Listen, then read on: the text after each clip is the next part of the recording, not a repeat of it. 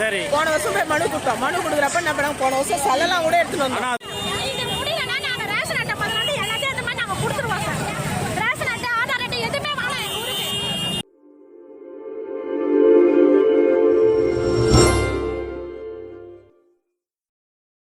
பல்லை ஈகை அப்படின்னு சொல்லக்கூடிய ஒரு கிராம மக்கள் ரோடை மறித்து போராடிட்டு இருந்தாங்க.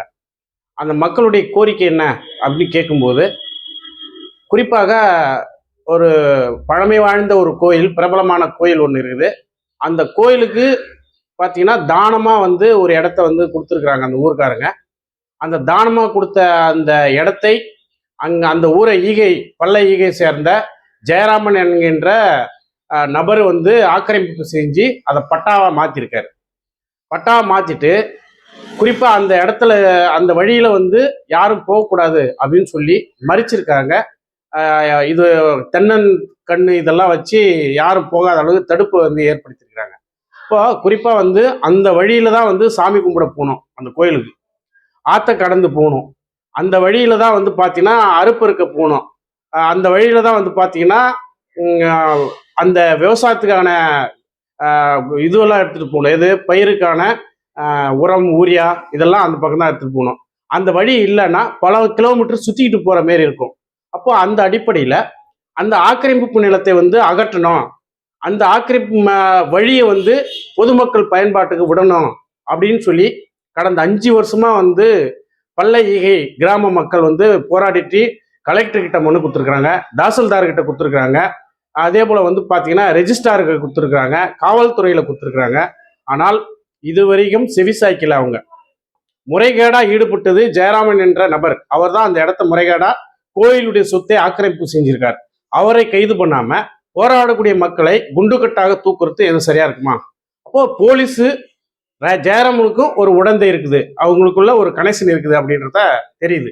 அதே போல் ரெஜிஸ்ட்ரார் குறிப்பாக கோயிலுக்கு தானமாக கொடுத்த இடத்த எப்படி ரெஜிஸ்ட்ரார் அது ஜெயராமன் பேரில் பத்திரப்பதிவு செஞ்சு கொடுத்தாருன்றது கேள்வியாக இருக்குது.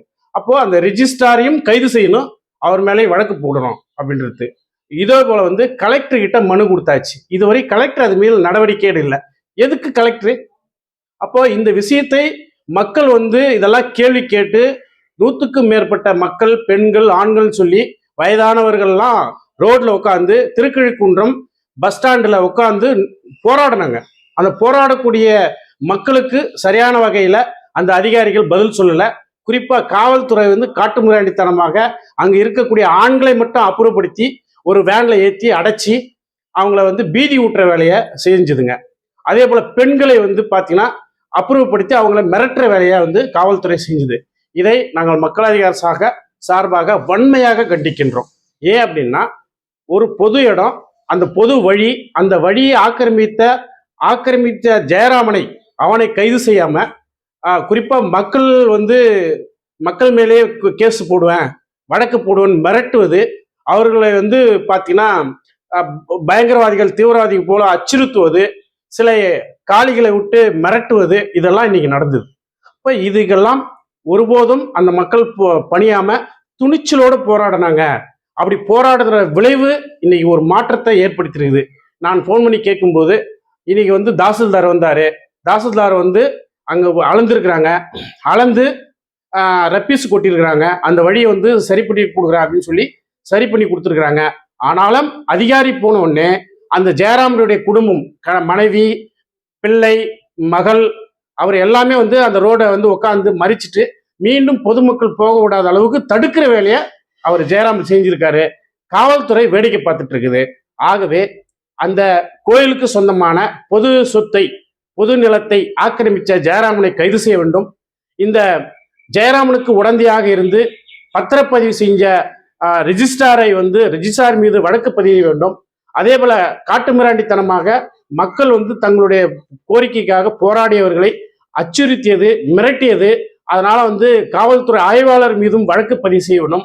அதே போல பார்த்தீங்கன்னா இப்போ அந்த மக்களுக்கு பாதுகாப்பான அந்த வழி தடத்தை ஏற்படுத்தி கொடுக்க வேண்டும். அப்படி இல்லை என்றால் மக்கள் அதிகாரத்தின் சார்பாக மீண்டும் மக்களை திரட்டி போராட்டம் வெடிக்கும் என்பதை எச்சரிக்கிறோம். நன்றி.